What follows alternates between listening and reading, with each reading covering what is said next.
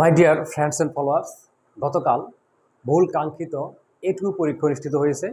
সেই এটিউ পরীক্ষায় যে প্রশ্নটি এসেছে সেই প্রশ্নের ইংরেজি অংশটি আমি সমাধান করার চেষ্টা করছি।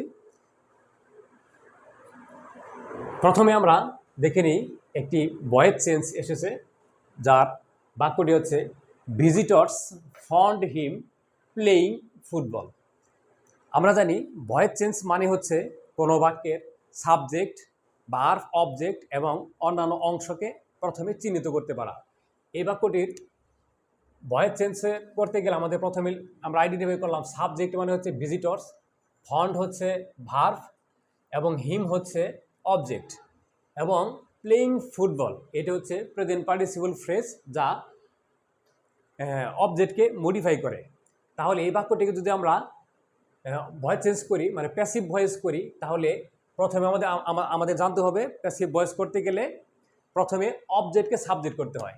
তার মানে এই হিমটাকে আমরা হি বানাবো, হি। তারপর হচ্ছে প্রেজেন্ট টেন্স অনুযায়ী এটি বাক্যটি হচ্ছে সাবজেক্টে আছে ভিজিটর্স, তারপরে হচ্ছে ভার্বের পাস্ট ফর্ম, তার মানে বাক্যটি পাস্ট ইনডিফিনিট। তাহলে পাস্ট ইনডিফিনিট টেন্সে অবজেক্টকে সাবজেক্ট করার পর একটি সাহায্যকারী ভার্ব আসে ওয়াজ ওয়ার। যেহেতু সাবজেক্টটা সিঙ্গুলার, তাহলে তার মানে এখানে আমরা ওয়াজ ইউজ করব। তাহলে হি ওয়াজ। তারপর হচ্ছে কি ভার্বের পাস্ট পার্টিসিপল ফর্ম। এখানে যে অংশটি দেওয়া আছে ফন্ট, এই ফন্ট শব্দটি ফাইন্ড থেকে ফন্ট, আর পাস্ট পার্টিসিপল ফন্ট। তাহলে হি ওয়াজ ফন্ট, হি ওয়াজ ফন্ট।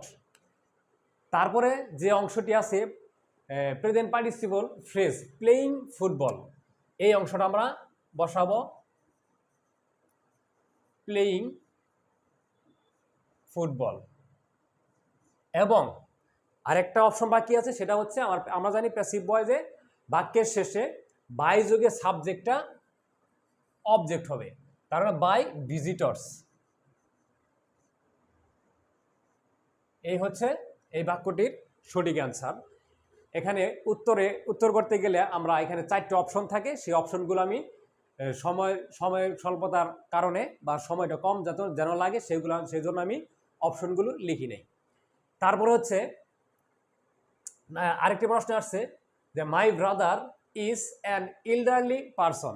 এখানে এল্ডারলি শব্দটির পার্ট অফ স্পিচ আইডেন্টিফিকেশন করার জন্য এসেছে।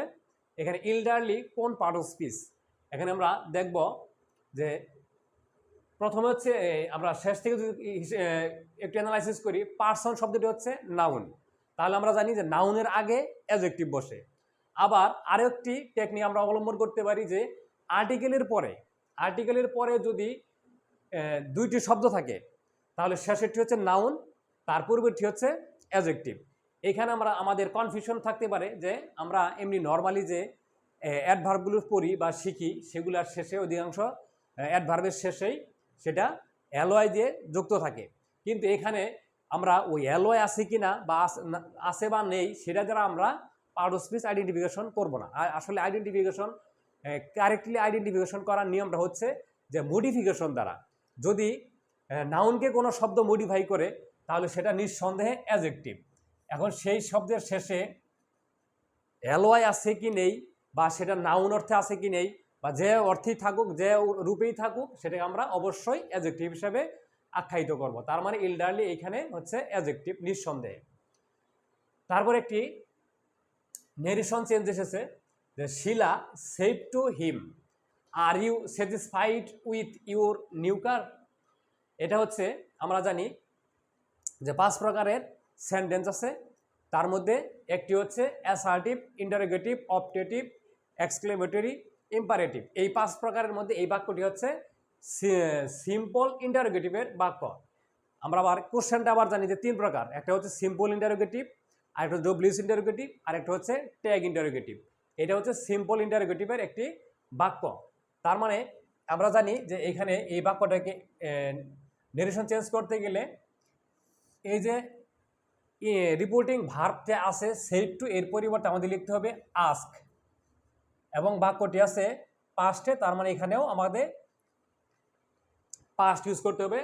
শিলা আস্কড হিম, এবং ইনভার্টেড কমা তুলে দিয়ে বাক্যটিকে ইফ লিখতে হবে, ইফ অথবা হোয়েদার।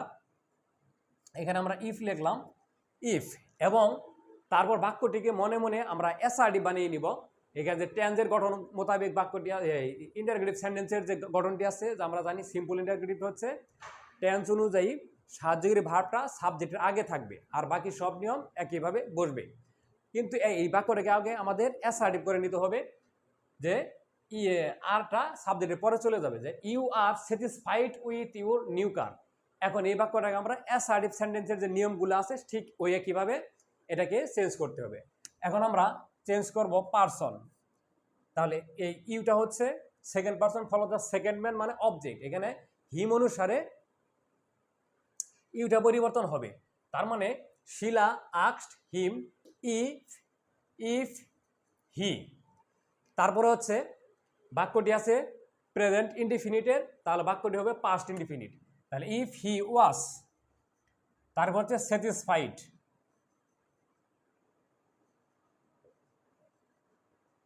স্যাটিসফাইড উইথ, এখানে আবার আমরা জানি যে পারসন হচ্ছে ইউরটা হচ্ছে সেকেন্ড পারসন, তার মানে সেকেন্ড ম্যান বা অবজেক্ট অনুযায়ী পরিবর্তন হবে, ইউরটা হয়ে যাবে হিজ, উইথ হিজ নিউ কার। এই হচ্ছে এবং বাক্যটি অ্যাসার্টিভ হয়ে গেল এবং বাক্যের শেষে ফুল স্টপ ইউজ করতে হবে। তার মানে পুরো বাক্যটি হচ্ছে Sheela asked him if he was satisfied with his new car. এখন অপশনগুলোর মধ্যে এই সেন্টেন্সটি যে অপশনে থাকবে সেটি হবে এর কারেক্ট অ্যান্সার।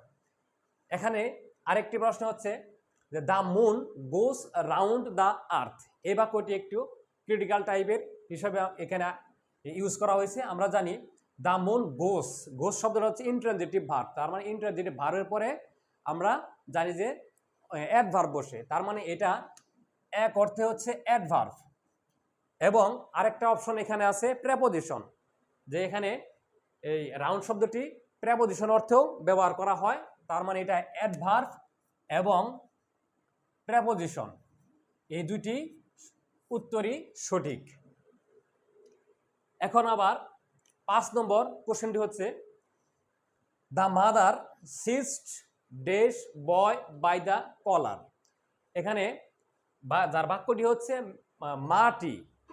মাটি বালকটিকে তার কলারে ধরে, টুটি বা কলার, কলার যে ইংরেজিটা এখানে শব্দটা ব্যবহার করা হয়েছে, এখানে হচ্ছে কলার ইংরেজি মানে হচ্ছে আমরা জানি টুটি বা কলার, এটা আমরা বাংলায় ইউজ করে থাকি, যার ফলে এটা নিয়ে আমরা আলোচনা করতে চাচ্ছি না। তো আমরা এখানে যে ইউজ করা আর্টিকেলের ব্যবহার চাওয়া হয়েছে, আর্টিকেলের ব্যবহার মানে এ এন দা। তাহলে যেহেতু এখানে বয়ের পূর্বে কনসোনেন্ট দেওয়া আছে, তার মানে এখানে এন এর কোনো প্রশ্নই আসে না, তার মানে এখানে বসবে এ অথবা দা। কিন্তু এখানে বালকটিকে নির্দিষ্ট করে বোঝানো হয়েছে বিদায় এটার সলিউশনটা হবে দা বয়, মানে মা বালকটিকে তার কলারে ধরেছিল বা কলার ধরে চেপে ধরেছিল। এই হচ্ছে এ বাক্যটির সলিউশন।